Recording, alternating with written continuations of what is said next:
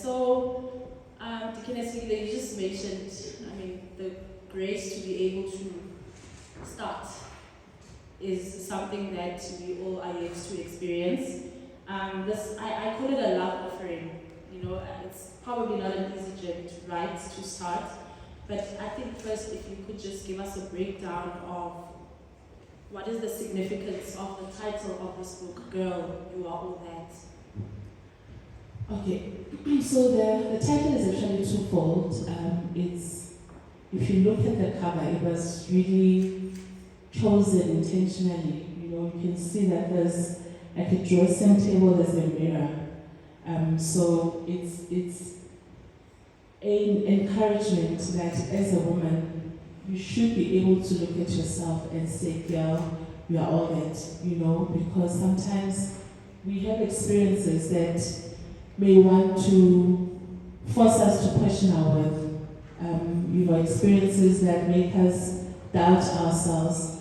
So, and I've also noticed that it doesn't matter what anyone says to and about you, if the conversation that you have with yourself is not healthy.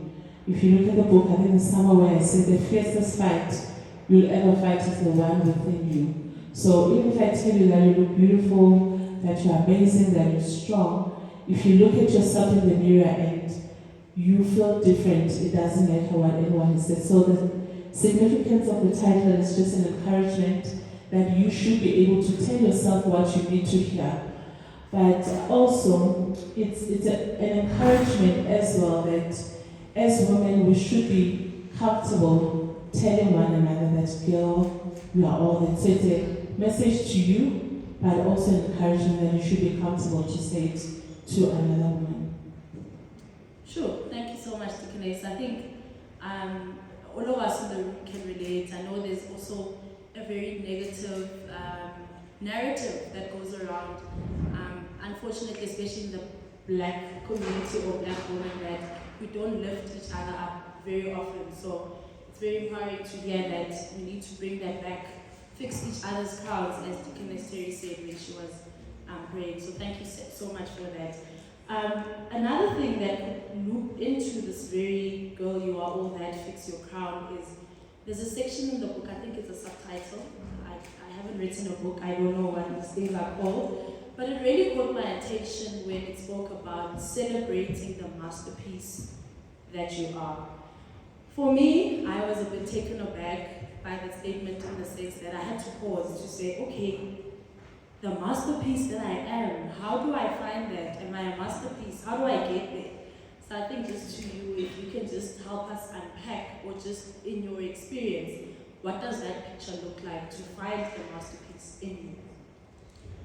For me, I'm glad that we're talking to women and we like exclusivity. If you came to this room and somebody's wearing the same jacket or same coat, the same jazz that you're wearing, yes, you would still say gather all that, but something you would have dampened a little bit because we like exclusivity.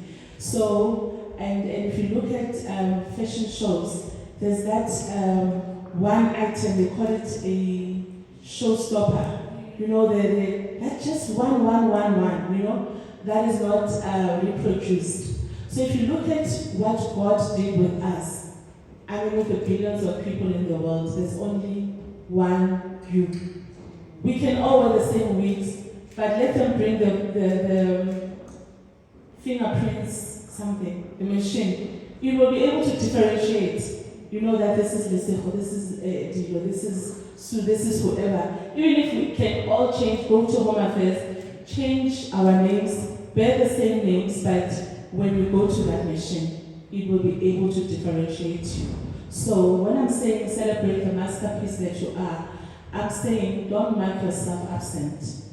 Because if you don't understand that there's only one you in this whole world, if you don't step up, if you don't show up, already there's, those who are working, when there's supposed to be 5 of you, and one person is not, they say they're short. So that is how we should look at ourselves. That if I don't look at myself as a person who is that one item in the whole world, and I mark myself absent, there's a gap that I'm leaving out. There's a void that I'm creating. So all of us are a masterpiece because when God created us, He had no intention of duplicating whatever it is that He has given us. Sure. So basically, it starts with our Creator, the one who created you. Yes, because you didn't just, I know we had parents who are a vehicle through which we came to the earth, but we were God's idea. And I think that is very important to know that you were, can you imagine God, and He thought of this world and He felt, if you are not there, it's not going to be complete. There's just one thing or that space that can only be occupied by you. So it's very important that we acknowledge ourselves in that light. Sure, okay, so I've got homework because that statement was for me as well. But don't mark yourself absent. Go back to your Creator. Find out how He sees you. What does He say about you? What type of person does He see you as? That's one of the things I often share with most people when I converse, to say, go back to your default settings, which is God. Find out what the Bible says, or who you are, how you should carry yourself. That is the masterpiece that is in you. So, beautiful, beautiful words. I'm a mother of 2 boys, so I always, in anything that I take in, I always, which we should all do, reflect to say, what is this saying to me? And one of the things that Deaconess also made reference to right at the beginning of the book is that this love offering was also something where she had her daughter in mind. And I couldn't help but then think, okay, what can a boy child take from this book? Let's say it's a teenager who's already able to read, and he consumes this beautiful love offering. What can he take from this book to be able to be boy or all that to the girl who is all that? As much as I wrote this for girls and I mentioned my daughter, it wasn't to sideline the boy child. I just had to write it the way I did because of my experiences as a woman. I believe that we're living in a very hostile, a world that is hostile to women. However, the principles are the same. I mean, the boys must also, it's not just women who are masterpieces. When God created the boy child also, the same principle applied. So I just wish that anyone who reads this must not feel like, no, but it's just for girls. Yes, it was written from a perspective of a girl, detailing some of the experiences that, as reflected from a point of view of a woman. But in terms of the principles, I talk about the power of vision, I talk about, may the real you step up. I think when it comes to the issue of identity, men also, boy children also can take something from it. So it wasn't really to sideline the boy child. Okay. Thank you so much, Deaconess, because I think I find that we can bring together the lessons for both the girls and the boys. There are a lot of gaps that we still need to close for our boy children. Sometimes they do get left behind. And these are the same boys who are going to be husbands to the powerful women in this room, or the daughters that are going to be given birth by the powerful woman in this room. So we have girl, you're all that. Maybe there's someone else whose assignment is someone in this room who has the assignment to bring our boy children forward. But the principle will always apply. And just to add, because I've heard this question again when we do the father and daughter event. So what about the boy? I believe that everyone has something that they are more passionate about. I have a son as well. So if you're doing something for the boys, the one who feels strongly about the girls, so what about them? You're just empowering the boy child. So whatever it is, that's why the masterpiece thing comes in place, because there's no one person who can solve all the problems of the world. So maybe the thing that is burning in your heart is the boy child. The other person may be business or, women empowerment as far as business is concerned. Some may be in the arts. So whatever it is that is burning inside your heart, that is why when we work together, we are able to, make a huge impact. That's why I said alone, we can go fast, but together we can go far, because we are able to bring in our passions to solve different things and make different impacts. And in closing, just for this part, I think it also brings the message home why we all need to pursue why God brought us into this world. Because the masterpiece that you are is a specific prototype versus the masterpiece that someone else is. And it means if we're not pursuing what God, or the reason why God brought us into this world, there's a void. And yeah, I think that would help all of us. Speaking of voids and prisons and barriers, there's another phrase that left me like, yo, okay, in the book that says, you called it a prison. It says, this is how I am. Like, I remember growing up as a teenager, my mom would be like, you know, don't do this or do it like that. And I'm like, no, but this is how I am, boss, you know, stubbornly. Or sometimes in corporate at work, when you get coaching, you're just like, this is how I am. Surely it's not that deep, you know. But I like how Deaconess Fikile in the book really unpacked the dangers, or calling it a prison, because that's exactly what it is. Toxic in its nature. So I just wanted you to comment a bit further on this in terms of why do you think these barriers are there, or why do we feel the need to be stuck in that? What is the reason that we are imprisoned in this? This is who I am. I think it's very comfortable to stay the way you are, because any change, any growth needs effort. It needs you to be intentional. You know, if somebody says your attitude is a problem to me, the quickest way to just go on it is, no, this is how I am, deal with it. But now, if you want to change, you can't just sleep and wake up. It means now you have to be intentional.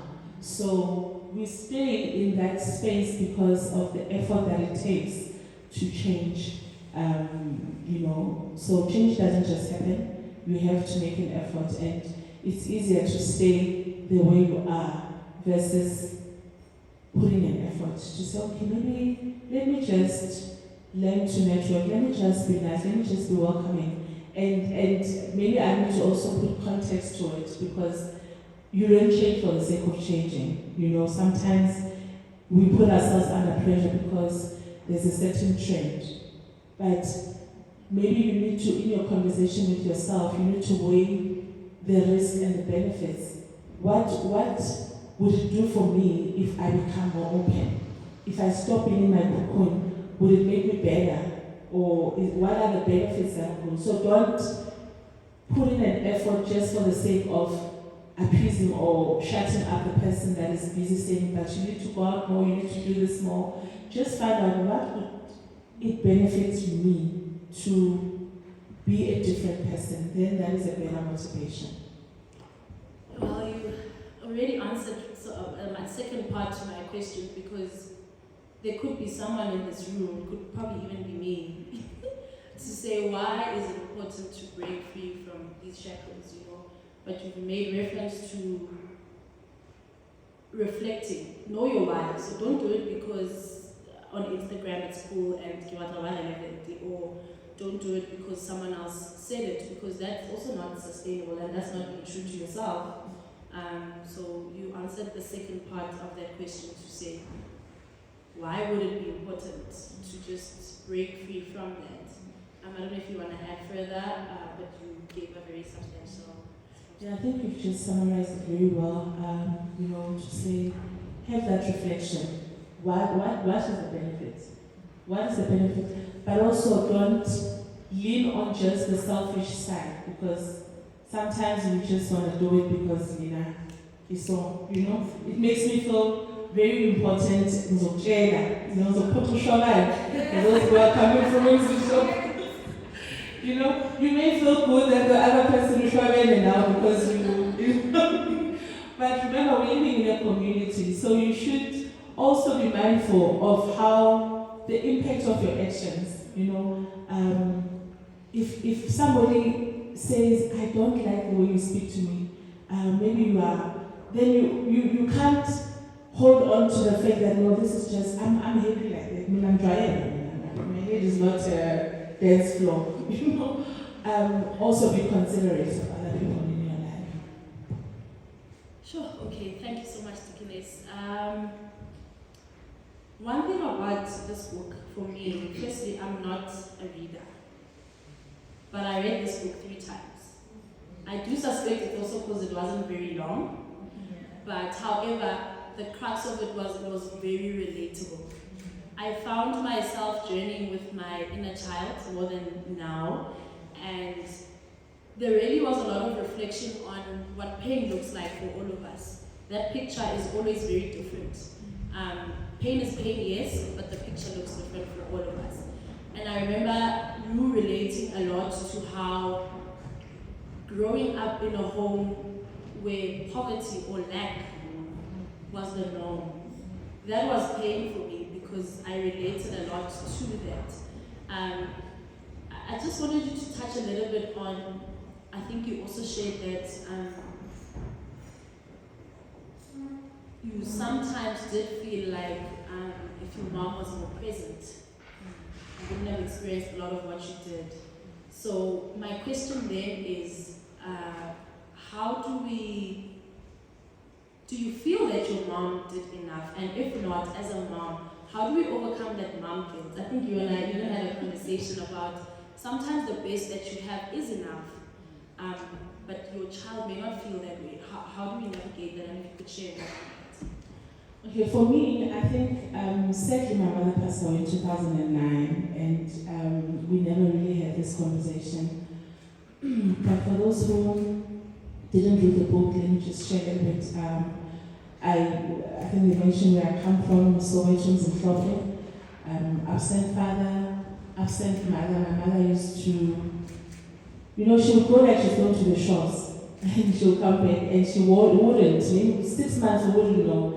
And at that time we didn't have cell phones, so we just hope and pray that she's okay. She'll just show up whenever she returns. So she was absent most of the time, and I grew up very bitter against her because I felt, yes, the poverty was there, but I had friends with mothers who were also unemployed. So I couldn't understand as a child, why was she the only one? I mean, the other mothers would stay, there wouldn't be food, but they were there.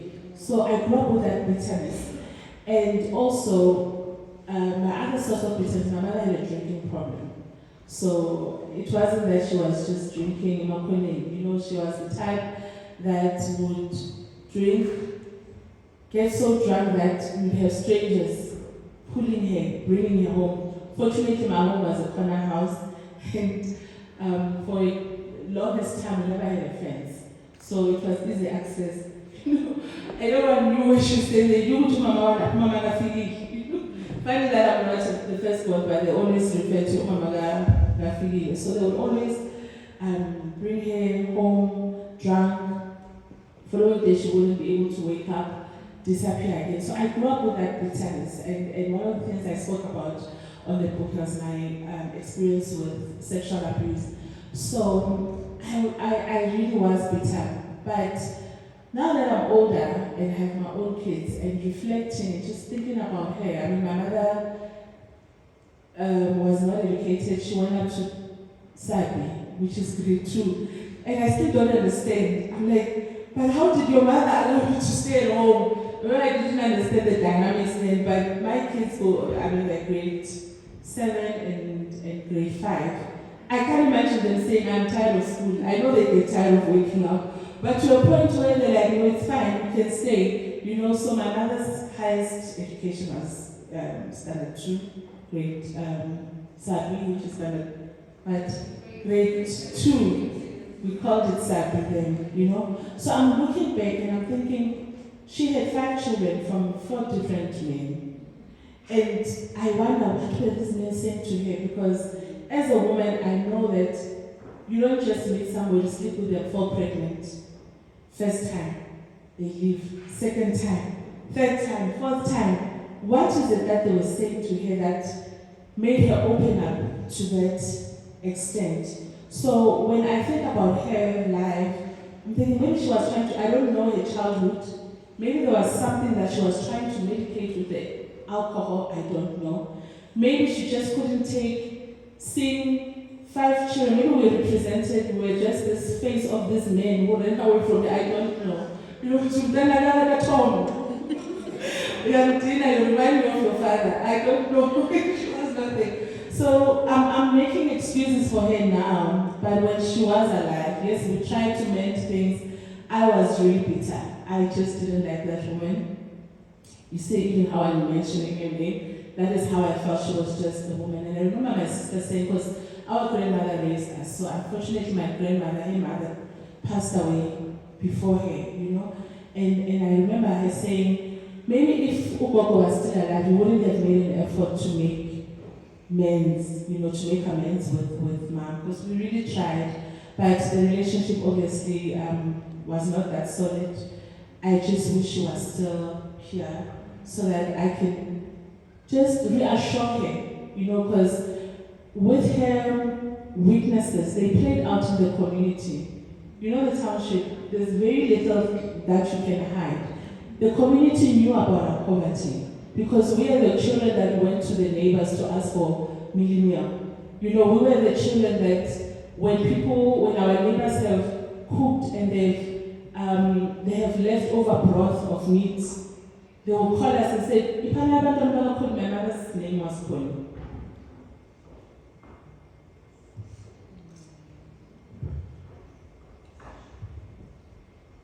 So even her drinking was played out in the community. And I remember they used to call us children of John Cat. I'm gonna be stuck, you know, as children. So that really brought a lot of bitterness because the community didn't take time. We were children, you know, we didn't have our own profiles that they can say, this child you have the name or this child, everything about how they felt and what they thought about us was because of you are this woman's child. When they see you, they know, you didn't return the one you asked for last week. You know, and sometimes we go and ask for 10 minutes, Mama, can I do something? So everything was, mama, you know, and I think that is part of the reason that compounded the bitterness to say, they haven't met us, you know, but already we have a profile, we have this stigma because of you, you know. But as a woman, an older woman now, as an adult, I think I understand. You know, those who follow me on social media, I think I once wrote a post to say, I get it. I mean, I'm working, and sometimes it's yakala, you know, you don't have the money to do. That letter from school irritates you. You know, they want tissue. Primary school, a crèche, they remind you didn't buy the hand-to-hand and you want to fight, but you know you don't have it today, but you're gonna have it tomorrow. So what about the one who had 5 children and an plan? So now I understand, and really, I am making excuses for her, and I wish I could see her and tell her that it's fine. I really understand.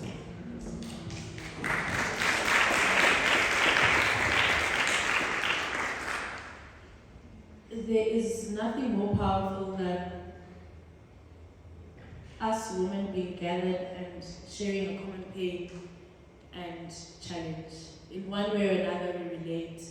Not only do we fix our crowns, but we dry up our tears, and these conversations are the reason why we will heal as well. So you touched on the sexual abuse, also that you experienced a lot growing up, and I think for me, it's very evident in our communities now how it still continues to be a very big problem for children and both girls and boys, right? So I just wanted to check in terms of the triggers, you know, that you could still have. Would you say that the triggers of surviving being molested are, would you say they're a thing of the past? Or is it an ongoing healing? Well, it is an ongoing healing, but for me, funny that the pain was not actually the experience. The pain was, where were the adults? Why were they not, you know, I don't know what you know, right now we are very exposed to information. But it's the fact that there was no stability. You know, I grew up in a family where we were like 13 at one point. You have the aunt, you have the uncle. You know, my bitterness was, or the pain was that there is no particular one person that you could say is responsible for you. Right now, if my child gets beaten up outside, I have an experience, they know I go to mom, I go to dad. So with me, there was no, that structure was not there. Do I go? If a go says, I'm you know, dismissive. Do I go to uncle? Do I go to my brother? You know, so for me, the biggest thing was not having had, yes, I didn't communicate the experience. I think mainly because of that dynamic. But also just not having an environment of security. You know, for us, it was really survival.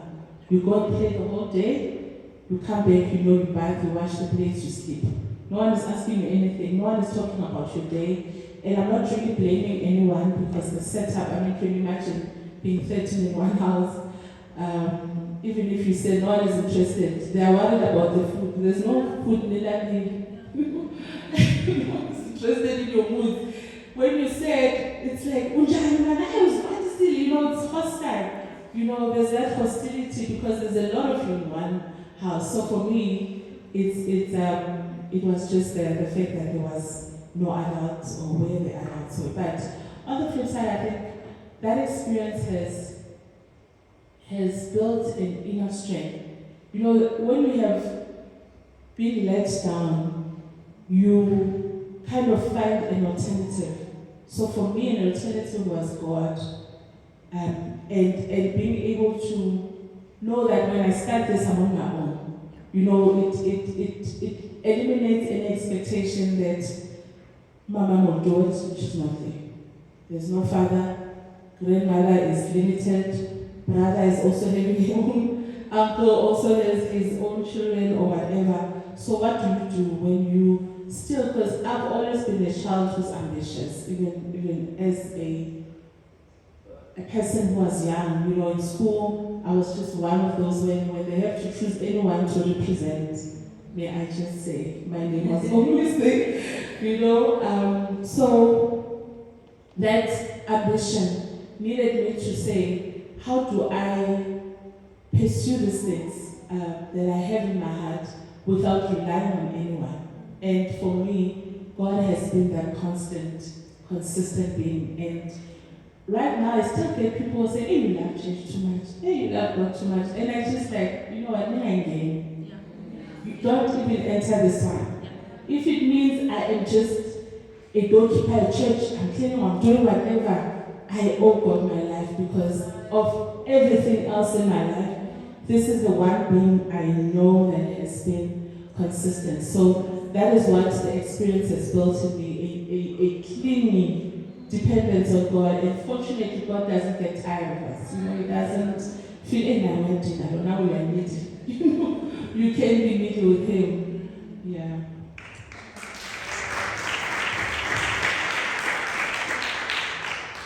Thank you so much, Deaconess. I think one thing that I took from that is also the fact that outside of God, no one is here to save you. There's a saying, I think, that says no one is coming to save you or to rescue you. So even those ashes are then turned into a beautiful garden of you clinging onto God, which is something that a lot of people still struggle to do. So it took a pain for you to cling onto God, and it is instruction for all of us to cling anyway. Right? And also there's a loyalty that has brought to me. Like, I'm just this person that it's not easy for me to just let anyone down. You know, if I have to support you, like, I would go all the way because I know the pain of not having to rely. So I think it has just sharpened or brought in that quality to say, I know they talk about ride or die, but I'm just that person. Once I'm for you, you can just go and sleep. And you can just go and sleep, I guarantee you. Okay. This is part 2 of part 1. And the common theme last time, I remember, was the fact that you are not your pain. Like, that kept playing in my Spirit, I think 2 weeks post that, you know. And the general, I think, theme of that, or the so what of that, was to overcome the pain or to not bear it as who you are. It sounds easier said than done, and I'm a very practical person. I learn easier when, like, show me, what does that picture look like? If you're saying I'm not my pain and I must break free, where do I start? So that's sort of my question there. That statement does not mean that you need to fast track the healing, because we're not the same. You know, I know, you know, with people who are mourning, people will tell you, get over it. And they would use their experiences to say, I also lost, or I also experienced this, but I'm not crying like you. You know? But what I'm saying there, it's not to say, don't acknowledge the pain, but don't let it now be your brand. Don't let it now be that person was wrong, that thing was wrong, you know, to say, this is the one who was raped, and that's the end. Yes, this is the one who was raped and she's doing amazing things. This is the one who gave herself to a marriage that didn't work, but she's doing amazing things. This is the one who lost her husband, but she's going on with her life. So that is the message, to say, yes, acknowledge the pain, but let it not be now the only thing we know. It's, oh, that's the one. Then I'll call the whoever, you know. Don't let the pain define you. You are not the pain. You experience it, but let us not have you as a billboard now. We say, oh, okay, no, the reason she's now the way she is, it's because she's not pursuing her dreams because she lost her husband. She's not pursuing that business that she wanted because somebody stole from her, somebody did something to her. Yes, if you need to take a break just to be okay, it's fine, but it cannot be forever. Don't let that pain steal you or steal your life from you. Sure, so those things happen to us. They're not who we are.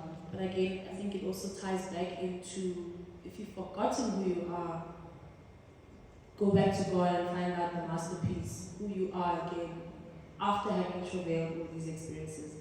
I think I'm going to have one last question, because me, I can talk, guys, and I need to observe protocol. But parting words really was just, I love the attitude of one of the chapters, how it ended or how it started. It said, may the real you stand up.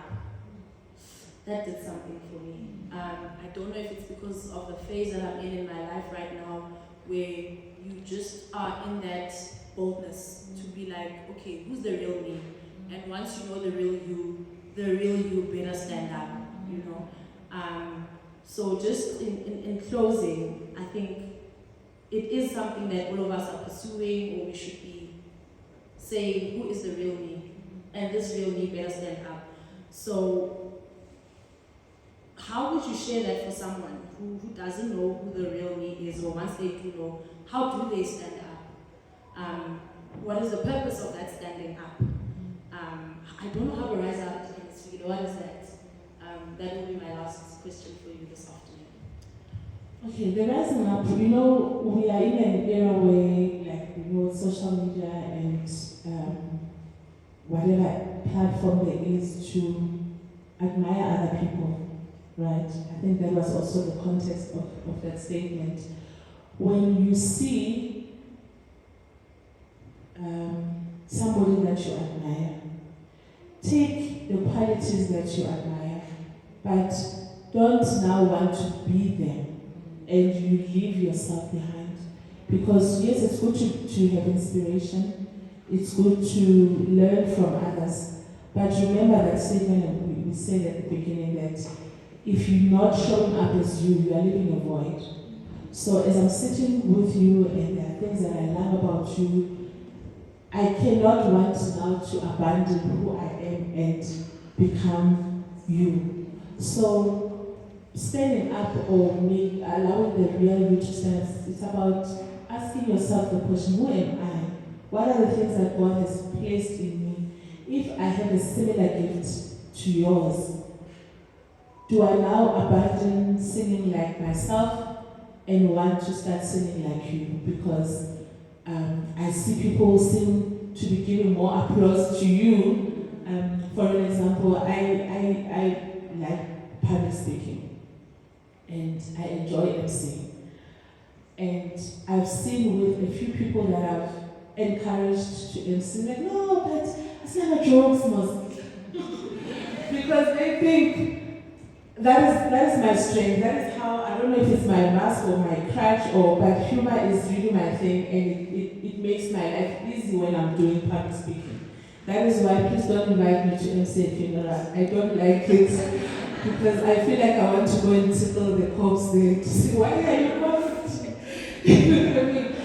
But don't ask me to MC a concert, for an example. I don't have the voucher for it. So if you have an opportunity to now also do what I was doing yesterday, do it the way you would do it. Do it as yourself. Don't feel like, okay, let me try and crack a joke because I saw she was cracking. Maybe it's not your thing. Maybe your thing is singing. You start with the chorus. There are people that can command the attention of everyone just by one line. You know, I'm only doing only guy there. She can just start a song, but if I try it, it's not gonna work. So show up as yourself.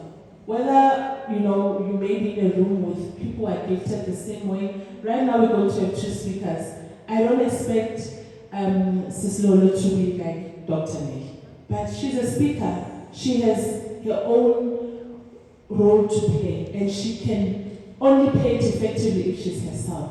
So the real you must stand up, even in the midst of people who are wearing the same clothes as you, who look like you, who have the similar gifts as you do, but there is just that one touch that is just you. Thank you so much. Thank you, Vanessa.